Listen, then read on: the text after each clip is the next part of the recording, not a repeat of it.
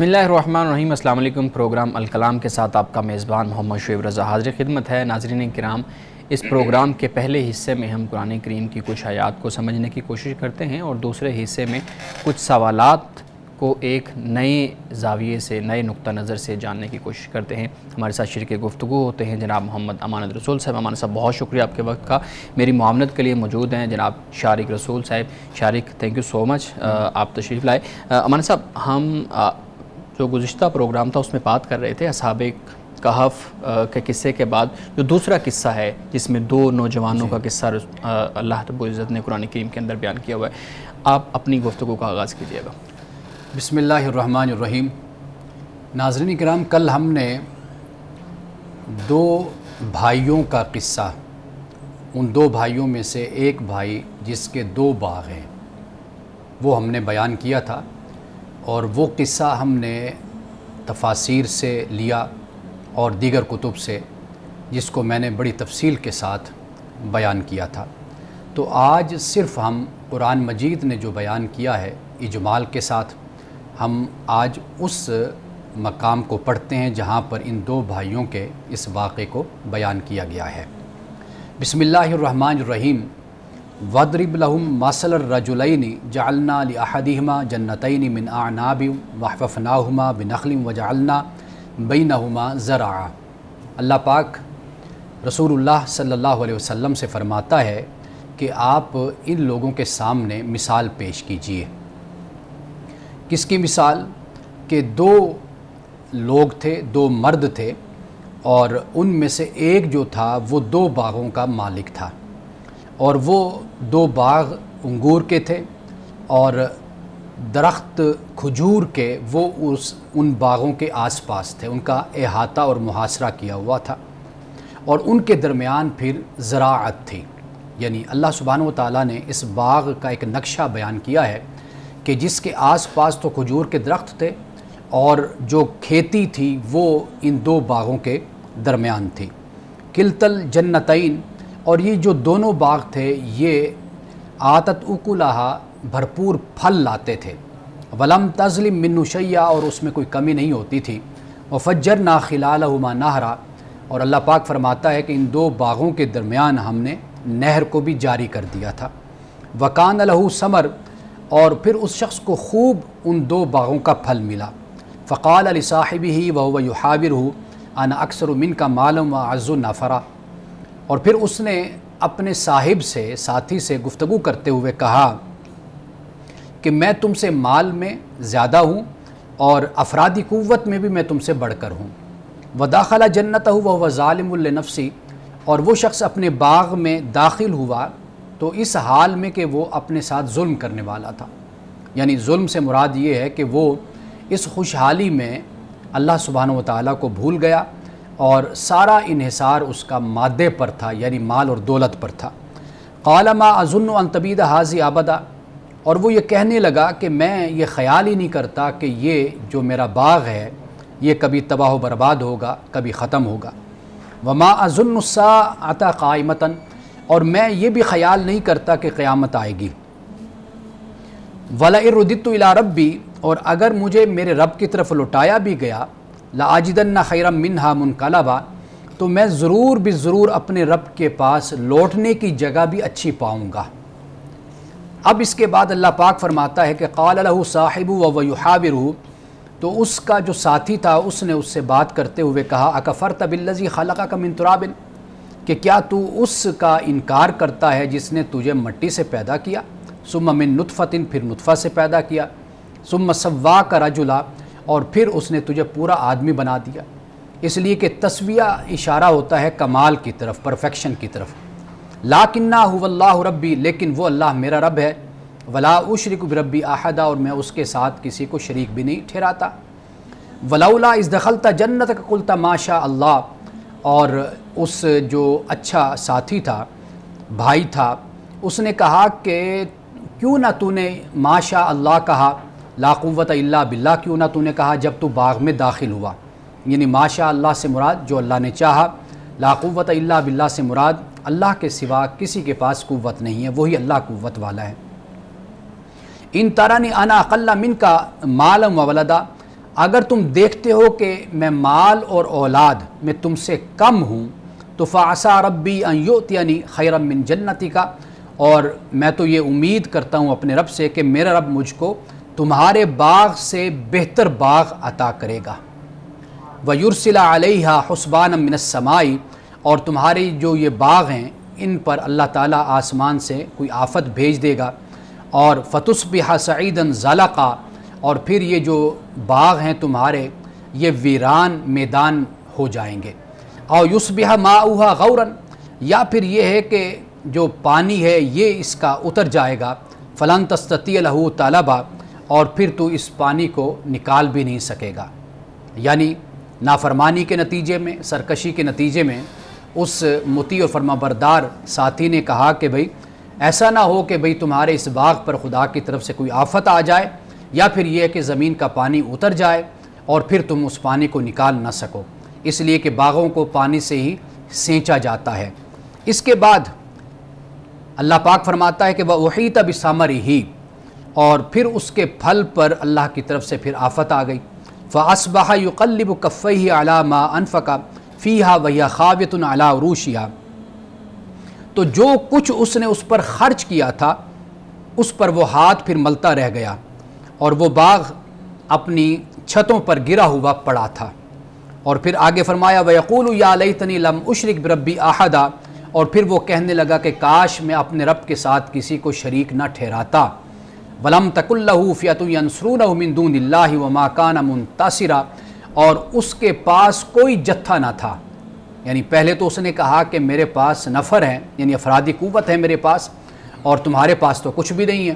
اب اس کی صورتحال یہ تھی کہ اب اس کے پاس بھی کوئی جتھا نہ رہا، اور جو خدا کے سوا اس کی مدد کرتا، اور نہ وہ خود بدلہ لینے والا بن سکا۔ اور آخری آیت میں فرمایا کہ هُنَالِكَ الْوَلَایَةُ لِلَّهِ الْحَقُّ هُوَ خَيْرٌ ثَوَابًا وَخَيْرٌ عُقْبًا، یہاں سارا اختیار صرف خدائے برحق کا ہے، وہ بہترین اجر اور بہترین انجام والا ہے۔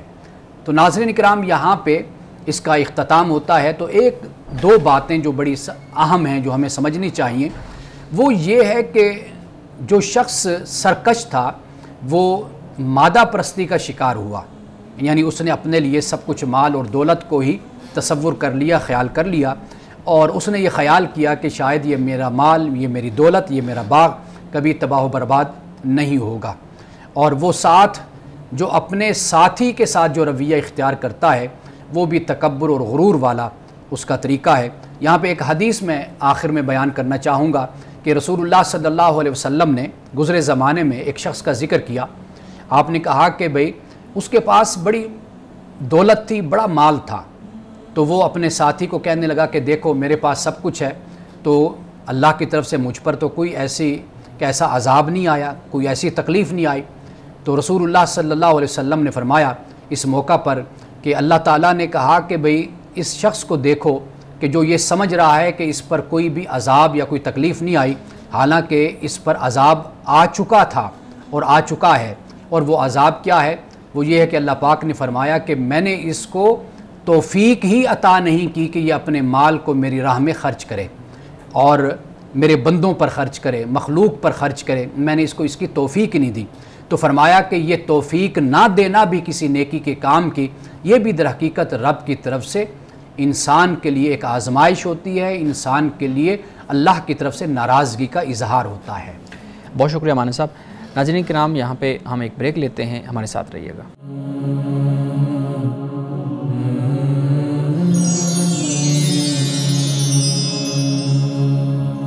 ویلکم بیک ناظرین۔ امان صاحب جو واقعہ آپ نے بیان کیا ہے بہت خوبصورت انداز میں، اس میں دو تین سوالات ہیں میرے پاس۔ ایک تو سب سے پہلے یہ کہ دو باغ والوں کا قصہ ہے، اس میں ایک شخص کا کردار اور ہے، دوسرے کا اور ہے۔ ایک شخص کا کردار مکمل طور پہ مادہ پرستی پہ مشتمل تھا، جس کو قرآن بھی بیان کرتا ہے۔ اچھا، اسی چیز کو ہم سامنے رکھ کے بنیادی طور پہ ہم اس چیز کو سمجھنا چاہیں گے کہ آج بہت سے معاشرے، پورے معاشرے مادہ پرستی پہ قائم ہیں، ان کی معیشت اس پہ قائم ہے، ٹھیک ہے، ان کا نقطہ نظر اسی پہ ہے، لیکن ہم دیکھتے ہیں کہ نہ تو وہ تباہ ہوتے ہیں، نہ ان کی معیشت پہ فرق پڑتا ہے، بلکہ وہ معاشرے جن کو ہم مذہبی معاشرے یا مسلم معاشرے کہتے ہیں، ان کی معیشت کا انحصار بھی ان مادہ پرستی والے معاشروں کے اوپر ہوتا ہے؟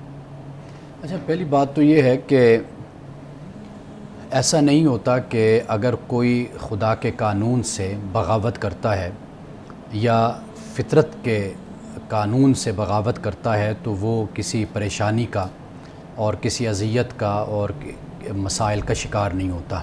ٹھیک ہے. اب جس دنیا کی آپ بات کر رہے ہیں انہوں نے بڑا سفر کر کے تباہی بربادی دیکھ کر انہوں نے اپنے اندر تبدیلی لانے کی کوشش کی ہے. ایک تو یہ بات ہمیں ذہن میں رکھنی چاہیے کہ آپ جس قوم کو آج پہنچا ہوا دیکھتے ہیں ان کی پیچھے 500 سال کی تاریخ ہے. ان کے ہاں بھی سود، ربا، یہ چیزیں نافذ تھیں اور لوگوں کا استحصال ہوتا تھا. وہاں پر بھی مزدور ہوتے تھے، ان کے ساتھ بھی زیادتی ہوتی تھی اور ان قوموں نے بھی بڑی بڑی تباہیاں دیکھی ہیں اور بڑی بڑی تباہیوں سے وہ گزرے ہیں. تو آج جو چیز آپ دیکھ رہے ہیں، ایک چیز تو یہ ہوتی ہے کہ جو ظاہری طور پر خوشنما نظر آتی ہے تو اس بنیاد پر انسان چند فیصلے کرتا ہے، لیکن ان معاشروں میں جا کر جب انسان دیکھتا ہے تو پھر اس کو یہ نظر آتا ہے کہ کہاں کہاں پر اگر بغاوت کی گئی ہے فطرت سے اور خدا کے قانون سے یا مذہب سے، تو ان کے ہاں جو مسائل اس سے پیدا ہوئے ہیں وہ کن صورتوں کے مسائل ہیں اور جن سے وہ خود نبرد آزما بھی ہو رہے ہیں، لڑ بھی رہے ہیں. ایسے بہت سے ایشوز ہیں جن کو ہم کسی اور وقت میں بھی تفصیل کے ساتھ ڈسکس کرتے ہیں تو کر سکتے ہیں. ایک تو یہ چیز ہے. دوسری بات یہ ہے کہ جب ہم بات کرتے ہیں نا کہ مذہب کی اور مذہب کے علاوہ جو انسان کو اللہ سبحانہ و تعالیٰ نے عقل کی دولت عطا کی ہے، جب فطرت کی ہم بات کرتے ہیں نا، اللہ تعالیٰ نے کچھ اصول اور قاعدے اور ضوابط ایسے ہیں کہ وہ کومن ہیں. ان میں کوئی بھی قوم آئے گی، عمل کرے گی تو وہ ترقی یافتہ کہلائے گی، وہ آگے بڑھ جائے گی، ترقی کرے گی. خواہ کوئی اپنے آپ کو کہے کہ جی میں بہت بڑا مذہبی ہوں یا میں مسلمان ہوں یا مومن ہوں، اگر وہ ان فطرت کے قوانین کی خلاف ورزی کرے گا تو اس کا بھی کچھ بھی نہیں بچے گا. یعنی اس میں مذہب کی کوئی قید نہیں؟ مذہب کی کوئی قید نہیں. ایک تو ترقی کا وہ دائرہ کار انسان کا ہوتا ہے، دوسرا دائرہ جو ہے وہ مذہب کے ساتھ ہوتا ہے.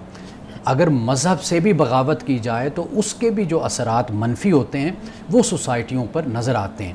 لیکن چونکہ جو فطرت کے قوانین ہیں، جو اجتماعی قوانین ہیں، وہ کافی حد تک اس پر عمل کرنے سے اور اس کو فالو کرنے سے اور اپنے معاشروں کو اس عقل کی بنیاد پر یا فطرت کی بنیاد پر استوار کرنے سے ان میں بہت سی کمزوریاں ختم ہو جاتی ہیں، استحکام آ جاتا ہے. لیکن اگر مذہب سے یا خدا کے دین سے یا دیے ہوئے وہ آفاقی اصولوں سے جہاں پر بغاوت ہوتی ہے تو اس کے بھی برے اثرات بہرحال ان معاشروں پر، ان سوسائٹیز پر نظر آتے ہیں. لیکن میں یہاں ایک پوائنٹ ایڈ کرنا چاہوں گا اگر مجھے اجازت ہو. جی آپ جیسے آپ نے ابھی بات کی کہ میٹیریلسٹک جو مادہ پرست قومیں ہیں وہ کافی ترقی یافتہ ہیں اور ان میں یعنی کہ تباہی نہیں دیکھنے میں آئی. لیکن مجھے ابھی ایک بات یاد آئی کہ بچپن میں جب بھی پاکستان کے کرکٹ میچز ہوتے تھے تو ہم دعا کرتے تھے کہ جو ہے ہم مسلمان ہیں، ہم دعا کریں گے تو پاکستان ٹیم جیت جائے گی. لیکن اب آپ کہہ رہے ہیں کہ نہیں، یہ تو اپنی محنت پر ڈیپینڈ کرتا ہے. لیکن ہمیں تو یہ بتایا جاتا ہے کہ آپ عبادتیں کرو، نماز پڑھو، دعا کرو تو آپ کامیاب ہو جاؤ گے، وظیفے پڑھو. تو یہ بات کیسے، یعنی کہ ہم کام کریں یا پھر عبادتیں کریں، ترقی کا کیا راستہ ہے؟ دیکھیے، پاکستانی ٹیم کو محنت کرنی چاہیے اور ہمیں پاکستانی ٹیم کے لیے دعا کرنی چاہیے. جو بیٹھا ہوا ہے اکھاڑے میں، جو لڑ رہا ہے پہلوان، اس پہلوان کو چاہیے کہ اپنی کشتی سے پہلے وہ صحیح محنت تیاری کے ساتھ وہ آئے، اللہ تعالیٰ سے دعا بھی کرے اور توکل بھی کرے، لیکن پوری تیاری کے ساتھ میدان میں اترے. ہم جو باہر بیٹھے ہوئے ہیں تو ہمارا کام یہی ہے کہ ہم ویل وشنگ کے ساتھ ان کے لیے دعا کرتے ہیں کہ اللہ تعالیٰ ان کو کامیابی عطا فرما. جیسے ہمارے بچے ہوتے ہیں، محنت کرتے ہیں تو ہم ان کے لیے دعا کرتے ہیں کہ اللہ ان کو کامیابی دے. لیکن ہمارے صاحب اب میں اس پہ مزید ایڈ کروں گا. ایک شخص جس کی عمر ہی 60 70 80 سال ہے، ایک شخص آج کل اتنی ہی عمر پاتا ہے اپنی جو اس کی ہوش و حواس والی عمر ہوتی ہے، تھوڑی کم زیادہ. اب ایک شخص ہے جس نے پچھلے اپنے والد کی عمر کو بھی دیکھا، وہاں سے بھی اس کو یہ پتہ چلا کہ نہیں، یہ معاشرے جو اس اعتقادی چیز پہ قائم نہیں ہیں وہ ترقی یافتہ ہیں. ساری زندگی اس نے خود بھی دیکھ لیا، تو وہ کیسے یقین کر سکتا ہے؟ مطلب اس کے سامنے جو مثالیں ہیں وہ تو ہے ہی اس قابل کہ وہ مادہ پرست والے معاشرے کے اوپر یقین کرے. تو آپ کی بات اس کو کیسے اپیل کرے گی؟ دیکھیے، پہلی بات تو یہ ہے کہ اس کو مذہب کے حوالے سے سمجھنا چاہیے کہ مذہب کی تعلیم کیا ہے. ان کے سامنے مذہب کی تاریخ بھی اور طرح کی ہے، دین کی تعلیم کیا ہے. تاریخ نہیں، تعلیم. تعلیم یعنی اس کا اصل سورس کیا ہے، وہ کس سورس سے مذہب کو سمجھتا ہے. ہمارے ہاں وہ جو انگلش میں فالسی کہتے ہیں، مغالطے، یہ ہمارے ہاں بہت زیادہ ہیں مذہب کے حوالے سے. صحیح ہے. میں ایک طالب علم کی حیثیت سے یہ بات کہہ رہا ہوں کہ جب تک ہم جو کچھ سوسائٹی میں ہو رہا ہے ہم اس سے کسی چیز کو سمجھنے کی کوشش کرتے ہیں تو ہم ہمیشہ مغالطے کا شکار رہتے ہیں. ہمیں اس کے اصل سورس سے، مثال کے طور پر آپ دنیا کی کسی بھی معیشت کو سمجھنا چاہتے ہیں، مثال کے طور پر آپ سوشلزم کو سمجھنا چاہتے ہیں، تو آپ سوشلزم کے لیے کیا کریں گے؟ کس کو پڑھیں گے آپ اس کے لیے واضح بات ہے مارکس کو آپ پڑھیں گے، آپ لینن کو دیکھیں گے، اسٹالن کو، آپ ان کے جو کتابیں ہیں یا وہ جو کچھ بھی ان کا مینیفیسٹو ہے آپ اس کو پڑھیں گے، اس کو سمجھیں گے. آپ کو وہاں سے پتہ چلے گا نا، داس کیپٹل سے آپ کو پتہ چلے گا.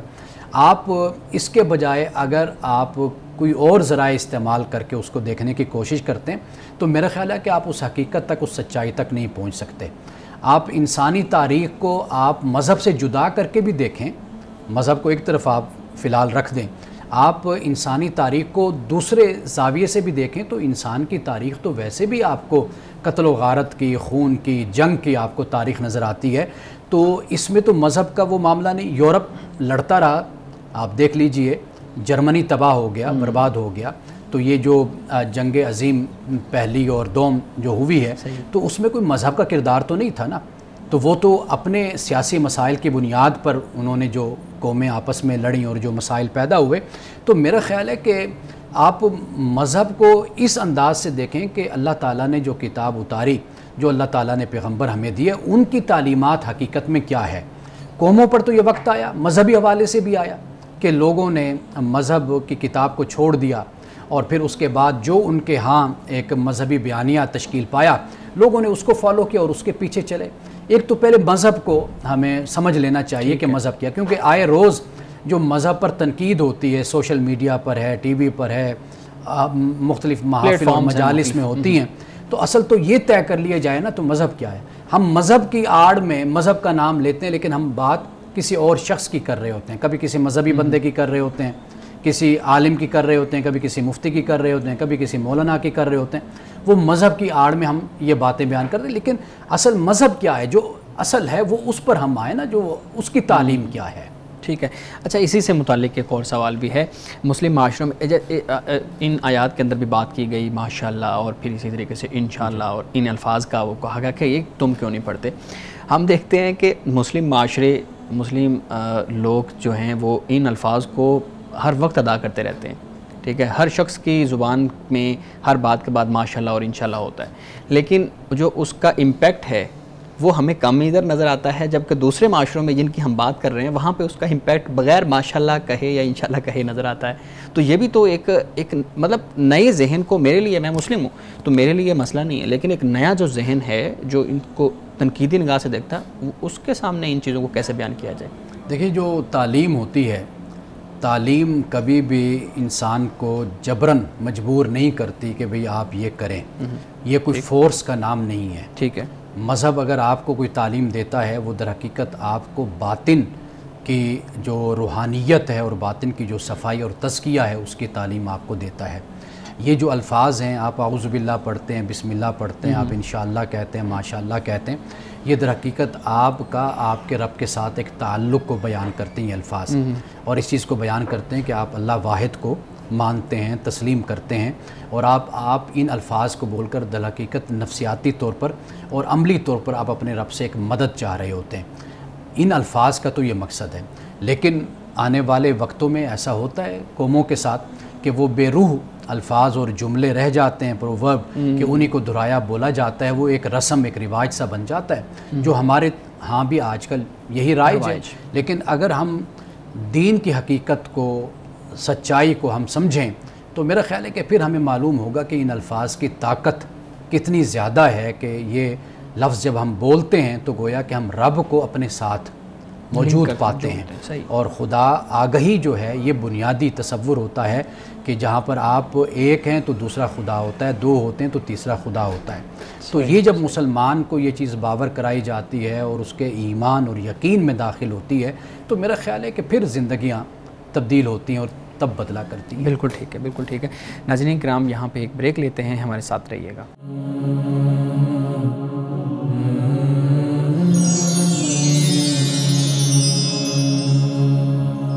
جی ویلکم بیک ناظرین. اچھا مولانا صاحب ایک آخری سوال, یہی بات جو چل رہی ہے اعتقادی اور علمی یا عملی جو شرک ہے, اب اس میں ہمیں اس واقعے کے اندر وہ اعتقادی شرک نظر نہیں آ رہا کہ بتوں کی پوجا ہے, کسی کو خدا کے ساتھ شریک ٹھہرانا ہے, یہ چیزیں ہمیں نظر نہیں آ رہی. لیکن جس چیز کی بات کی گئی ہے کہ وہ مادہ پرستی, وہ مادہ پرست پہ مشتمل جو نقطہ نظر ہے, یہ ایک بڑا علمی چیلنج ہے آج کے دور کا, خاص طور پہ نوجوان اس چیز کو فیس کرتے ہیں.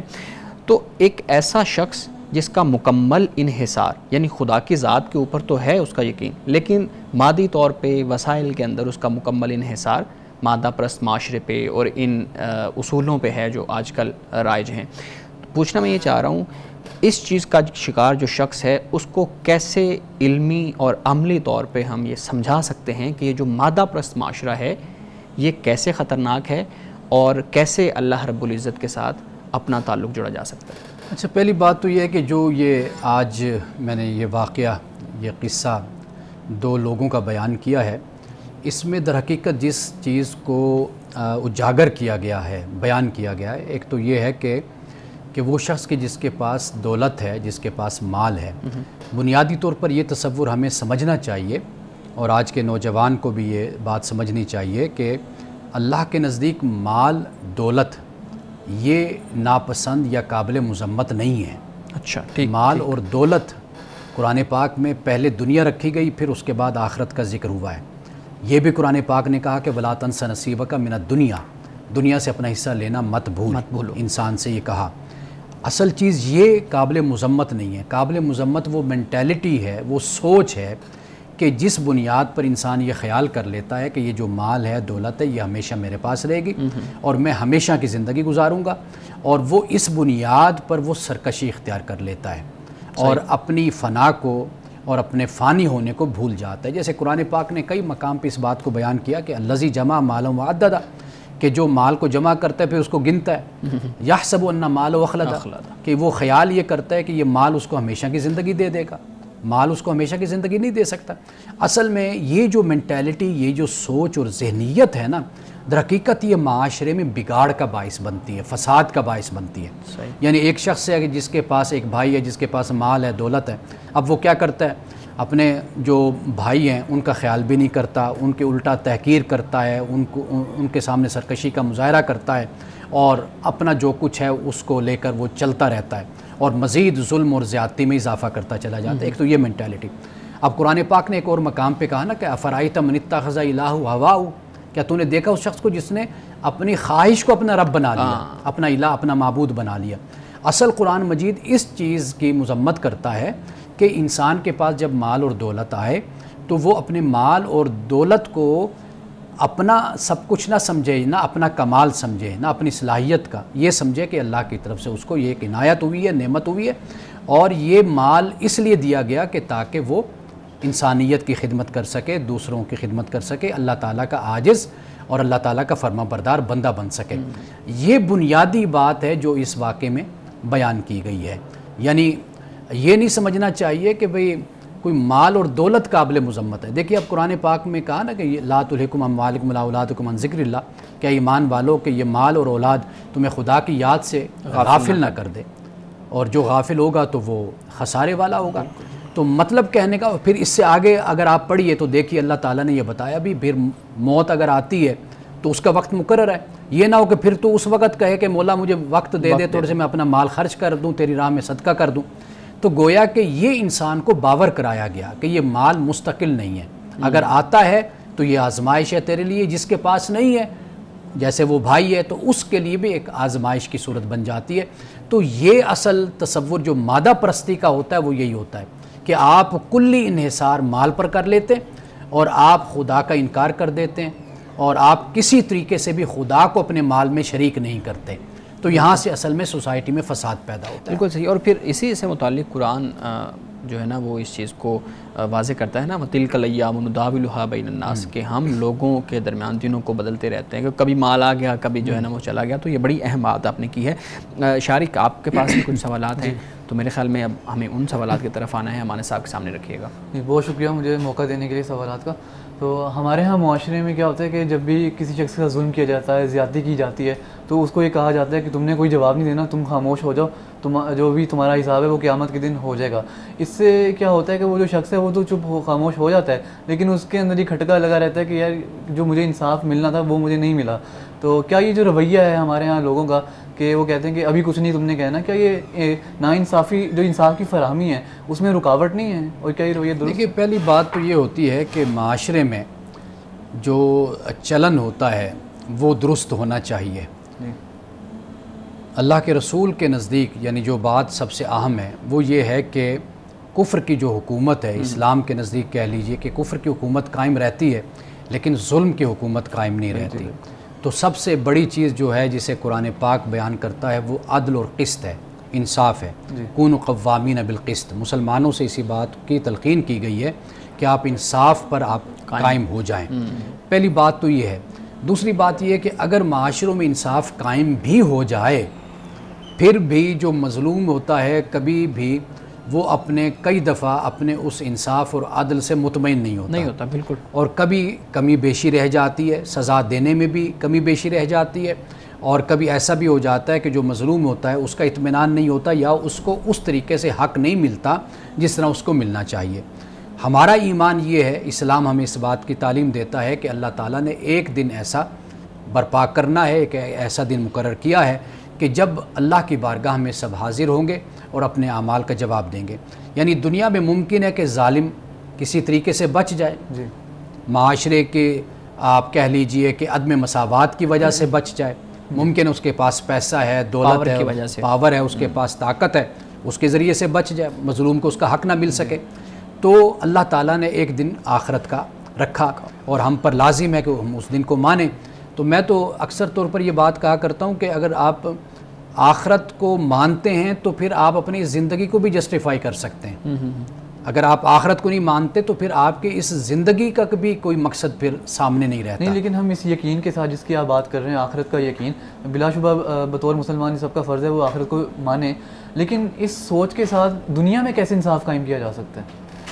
یعنی جو سوچ میں نے پہلے ایک تو بات ریاست کی کر دی, یعنی معاشرے کی, سماج کی, اجتماعی طور پر وہ ذمہ داری ہوتی ہے کہ وہ اس کا خیال کریں.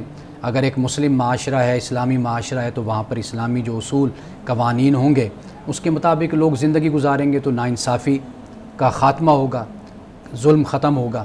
ایک بات, اگر پھر بھی کوئی گنجائش رہتی ہے تو واضح بات ہے کہ پھر اللہ تعالیٰ نے وہ آخرت کا دن بھی رکھا ہے کہ جہاں پر حساب و کتاب ہوگا, جہاں پہ اللہ تعالیٰ یہ حکم فرماتا ہے قرآن پاک میں کہ اس دن صرف اللہ تعالیٰ کا حکم ہے, اس کا فرمان ہے, اسی کا فیصلہ چلے گا, تو پھر وہ دن ہے.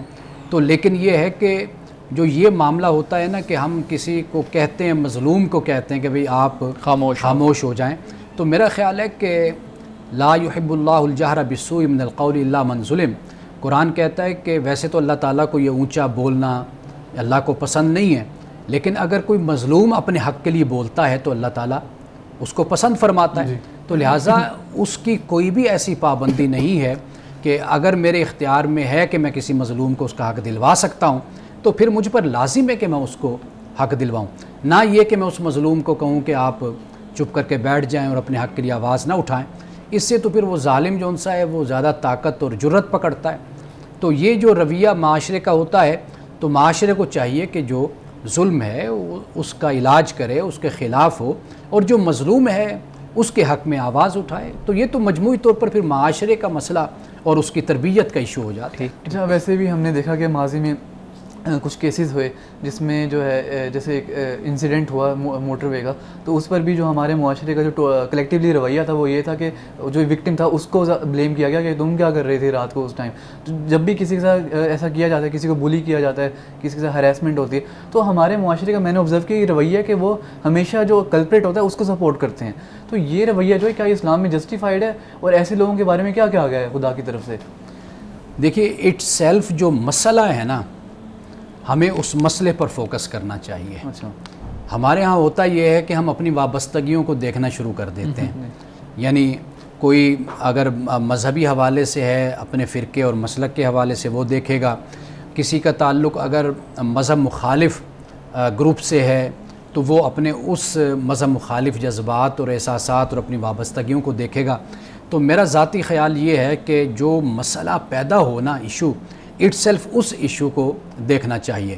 یعنی مثال کے طور پر جس واقعے کی طرف آپ نے اشارہ کیا تو واضح بات ہے کہ وہ خاتون مظلوم ہے.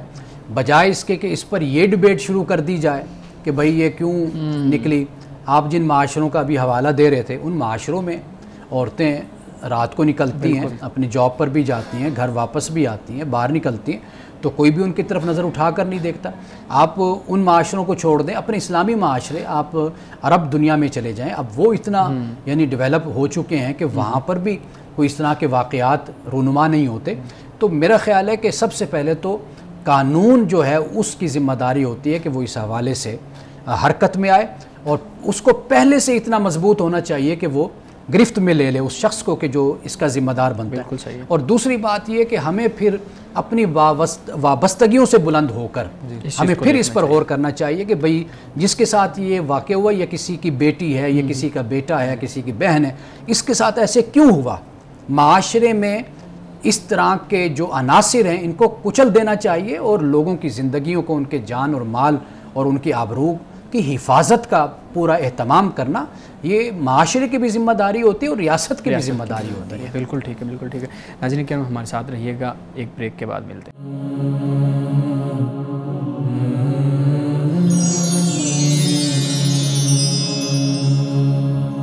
ویلکم بیک ناظرین.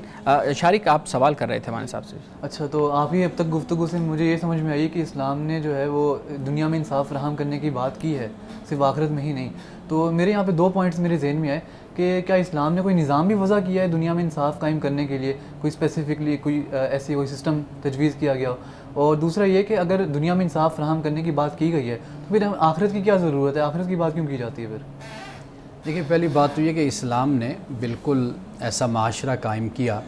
مدینہ میں ہم دیکھتے ہیں تو وہ معاشرہ عدل اور قسط پر ہی مبنی معاشرہ تھا. آپ دیکھیے کہ وہاں پر احتساب کا ایسا نظام تھا کہ جس میں خلیفہ خود اپنے آپ کو بھی عدالت میں پیش کرتا ہے، اور بلکہ آپ خلفائے راشدین کے اگر خطبے پڑھ کر آپ دیکھیں تو انہوں نے سب سے پہلے اپنے آپ کو احتساب کے لیے پیش کیا، لوگوں کے سامنے پیش کیا تھا. ایسے بہت سے واقعات ہمیں ملتے ہیں. تو واضح بات ہے کہ جہاں پر مسلمان جمع ہوں گے، مسلمان اکٹھے ہوں گے، جہاں پر ایک معاشرہ وجود میں آئے گا، اجتماعیت وجود میں آئے گی، تو وہاں پہ مسلمان اپنا ایک سیاسی نظم قائم کریں گے، ایک حکومتی نظم قائم کریں گے. تو وہ اسلام کے انہی اصولوں پر وہ نظم ہوگا کہ جو اصول قرآن پاک نے ہمیں دیے ہیں. اب انہی اصولوں میں سے سب سے اہم جو اصول ہے وہ یہی ہے کہ عدل اور قسط، یعنی کسی کے ساتھ بھی ناانصافی نہ ہو. یعنی مثال کے طور پر حکمران ہے اور ایک عام شخص ہے، دونوں کا حق برابر ہے، اور اگر دونوں کے ساتھ کوئی زیادتی ہوتی ہے یا ان میں سے کوئی زیادتی ایسا کرنے والا ہے تو وہ یہ نہیں دیکھا جائے گا کہ یہ کس کا بیٹا ہے، یہ کون ہے، اس کا بیک گراؤنڈ پس منظر کیا ہے، مال و دولت کے حوالے سے، اختیار کے حوالے سے قانون کی نظر میں سب برابر ہیں. تو اس لیے اسلامی نظام کا لفظ آپ بول لیجئے، اسلامی نظم کہہ لیجئے، اجتماعی نظم کہہ لیجئے، جمہوری اصول بھی اس میں، وہاں جمہوریت آپ کہہ لیجئے، جب وہ ایک معاشرہ قائم ہوگا تو واضح بات ہے کہ اس میں وہی بنیادی اصول جو قرآن نے دیے، اسلام نے دیے، انہی کی بنیاد پر وہاں پر ایک نظم قائم کیا جائے گا. ایک تو یہ جواب ہو گیا. دوسری بات یہ ہے کہ جیسے میں نے پہلے بھی یہ گزارش کی تھی کہ آخرت کا جو تصور ہے وہ یہ ہے کہ انسان آخری حد تک بھی کر لے تو پھر بھی کوئی کمی بیشی رہ جاتی ہے. دنیا میں انسان جو انسا ہے وہ ہمیشہ بہانے بناتا ہے.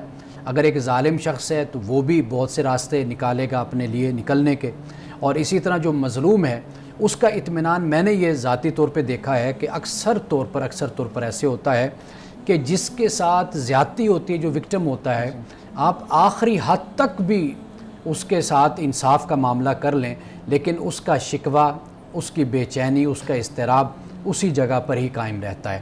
یعنی وہ خود اتنی بے اطمینانی میں یا انسیکیور اپنے آپ کو اتنا فیل کرتا ہے کہ وہ کچھ بھی کر لیا جائے تو اس کا اطمینان نہیں ہو پاتا، وہ پریشان ہی ہوتا ہے. تو اگر دنیا میں یہ معاملہ انسان کے ساتھ ہوگا تو اللہ سبحانہ و تعالیٰ نے اس لیے آخرت کو قائم کیا، اور یہ ہمارے ایمان کا حصہ ہے کہ وہاں پر کوئی شخص بھی نہیں بھاگ پائے گا. قرآن پاک کہتے ہیں یوم تشہد علیہم السنتہم وایدیہم وارجلہم بما کانوا یعملون، کہ قیامت کے دن انسان کی جو زبان ہے، اس کے ہاتھ، اس کے پاؤں، یہ کل قیامت کے دن اس کے خلاف گواہی دیں گے. یعنی جہاں پر گواہی کا یہ عالم ہو کہ یہ اعضاء کہ جن کو میں آج اپنے ارادے سے استعمال کر رہا ہوں، کل یہ اللہ کے ارادے سے بولیں گے اور کام کریں گے. قرآن پاک یہ بھی بیان کرتا ہے کہ یہ اعضاء کل قیامت کے دن بولیں گے، بات کریں گے. تو لوگ کہیں گے بھئی یہ تمہیں کیسے مل گئی؟ کہیں گے اللہ تعالیٰ کہ جو نہیں بولنے والا اس کو قوت دیتا ہے، تو اللہ تعالیٰ نے جیسے تم لوگوں کو قوت دی، اسی طرح ہمیں بھی قوت دی بولنے کی. تو اب وہ بولیں گے کیسے یہ نہیں ہمیں معلوم، لیکن قرآن پاک بہرحال اس کو بیان کرتا ہے. تو لہٰذا دنیا میں جتنا بھی آپ انصاف مہیا کر دیں، جو معیار بھی رکھ لیں، لیکن انسانی فطرت ہے کہ وہ بھاگتا ہے، وہ ظلم کرتا ہے، جھوٹ بولتا ہے، 100 اور راستے اختیار کرتا ہے اپنے آپ کو بچانے کے. تو پھر آخرت ایک ایسا دن ہے جو قرآن پاک کہتا ہے اللہ تعالیٰ بصیر ہے، علیم ہے، خبیر ہے. تو پھر جب وہ عدالت لگائے گا تو اس عدالت میں پھر کوئی بھی بچ نہیں پائے گا، نہ کوئی جھوٹ خدا کی بارگاہ میں بول پائے گا. اچھا، کچھ صورتیں ایسی ہوتی ہیں کہ جس میں انسان پہ تشدد کیا جا رہا ہوتا ہے یا ہونے والا ہوتا ہے، تو جو دوسرا انسان ہوتا ہے اگر اس کے ذہن میں یہ ہے کہ مجھے کوئی گناہ نہ ہو جائے میرے سے اگر میں اٹیک کروں، جواب دوں، تو ایسے میں یعنی کہ اسلام کیا، یعنی کہ اس پر کیا ہدایت ہے اسلام کی یا پھر اسلامی نظام کی؟ یہ بہت اہم سوال آپ نے کیا ہے. دیکھیے، جو شخص ریئیکشن دینے والا ہے، رد عمل دینے والا ہے، اب اس نے اگر ریئیکشن دینا ہے، رد عمل دینا، ایک تو یہ ہوتا ہے کہ قانون خود ہاتھ میں نہ لیا جائے. ٹھیک، سب سے اہم بات آج ہمارے معاشرے کو بھی یہ بات سیکھنے کی ضرورت ہے کہ جب آپ کے ملک میں عدالتیں موجود ہیں، آپ کے ملک میں ادارے موجود ہیں، آپ ان پر 100 اعتراض کر لیں، لیکن بہرحال وہ اپنی جگہ پر موجود ہیں، اور آپ ان سے رابطہ کریں. کوئی بھی ایسا کوئی وکٹم ہے، کوئی ایسا مسئلہ ہے، سیاسی ہے، مذہبی ہے، کوئی آپ کی جائیداد کا مسئلہ ہے، کوئی بھی ایشو اس طرح کے مسائل ہیں، آپ کے ساتھ زیادتی ہو رہی، تو آپ کے پاس سارے ادارے موجود ہیں، اور اس پر شکر ادا کیجئے کہ ادارے موجود ہیں.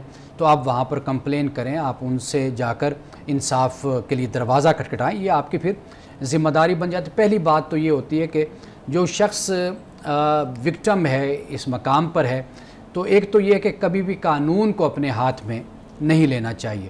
اور دوسری بات پھر یہ ہوتی ہے کہ اگر کوئی ایسا راستہ نکلتا ہے کہ جس میں آپ بڑوں کو ڈال کر، دوستوں کو ڈال کر، کوئی اور راستے طریقے اختیار کر کے اگر آپ اس مسئلے کو حل کر سکتے ہیں، اپنا جو آپ کو نقصان پہنچا یا پہنچنے والا ہے اس سے اپنے آپ کو بچا سکتے ہیں، تو پھر یہ دوسرا راستہ ہوتا ہے کہ آپ اس کو اختیار کرنے کی کوشش کرتے ہیں. لیکن میں یہ ذاتی طور پہ سمجھتا ہوں کہ کبھی بھی وائلنس کی طرف، تشدد کی طرف، بدلے کی طرف، ریونج کی طرف ہمیں نہیں جانا چاہیے. اس طرح کہ اگر اس نے زیادتی کی تو جب ہم قدم آگے بڑھائیں گے تو واضح بات ہے کہ معاشرے کا جو امن ہے وہ تباہ ہوتا ہے، اور اس کے علاوہ گھر کا جو سکون ہوتا ہے وہ بھی ختم ہوتا ہے، اور باقی جو زندگی کی سرگرمیاں، ایکٹیویٹیز اور انسان کا جو آگے بڑھنا ہوتا ہے وہ بھی انسان کا رک جاتا ہے، اور خام خواہ کی نفسیاتی جو پریشانی اور صورت بنتے ہیں اس سے انسان کی شخصیت بہت زیادہ ڈیمیج ہوتی ہے. بالکل صحیح ہے.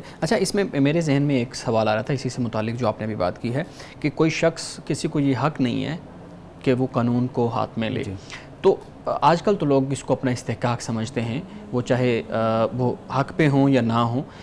پوچھنا میں یہ چاہ رہا ہوں کہ دور نبوی میں رسول اللہ صلی اللہ علیہ وسلم کی زندگی سے ہمیں ایسی مثالیں ملتی ہیں، آپ ضرور کوٹ کیجئے گا، کہ جس میں کسی شخص نے قانون کو ہاتھ میں لیا ہے اور پھر اس کو ناپسند کیا گیا یا اس کو کوئی سزا دی گئی یا اس کا جو ہے نا وہ اس کو مجرم ٹھہرایا گیا ہو. دیکھیے، رسول اللہ صلی اللہ علیہ وسلم کے زمانے میں صحابہ کا جو عمل اور جو طریقہ تھا وہ یہی تھا کہ خدا کی وحی کے مطابق جو فیصلہ ہے وہ کیا گیا.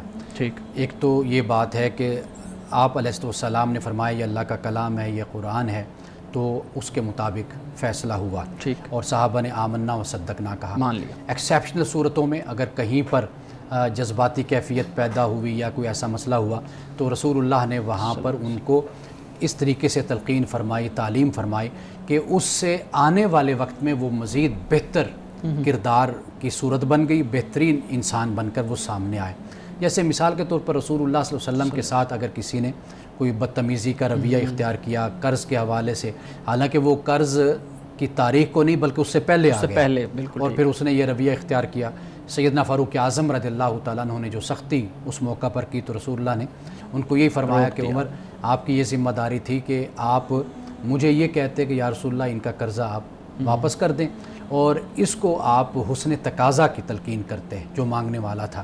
تو وہ شخص بعد میں پھر وہ مومن ہو گئے، ایمان لے آئے کہ انہوں نے کہا کہ میں نے چونکہ آپ کی نشانیاں کتابوں میں پڑھ رکھی تھی الہامی کتب میں، تو میں وہ دیکھنا چاہتا تھا کہ آیا کہ آپ کی کئی اور نشانیاں تو میں نے دیکھی، تو یہ ایک نہیں دیکھی تھی کہ آپ اس موقع پر کیا رویہ اختیار کرتے ہیں، تو وہ میں نے آپ کو دیکھ لیا کہ آپ واقعی اللہ کے سچے رسول۔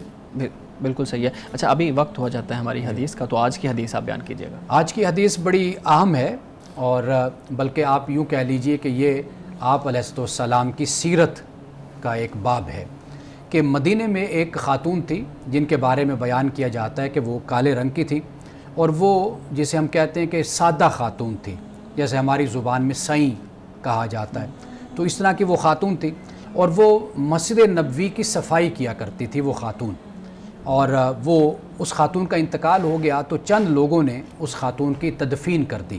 رسول اللہ صلی اللہ علیہ وسلم کو بتایا نہیں، رات کا وقت ہوگا کہ آپ علیہ السلام کو تکلیف نہ دی جائے، تو صحابہ نے خود ہی ان کا جنازہ پڑھا اور ان کی تدفین کر دی۔ تو رسول اللہ صلی اللہ علیہ وسلم کو جب یہ معلوم ہوا تو آپ نے فرمایا کہ مسلمانوں میں سے کسی کا بھی انتقال ہو جائے تو مجھے اس کی اطلاع دیا کرو، اور پھر آپ نے بعد میں پھر اس کی نماز جنازہ بھی اس خاتون کی پڑھی۔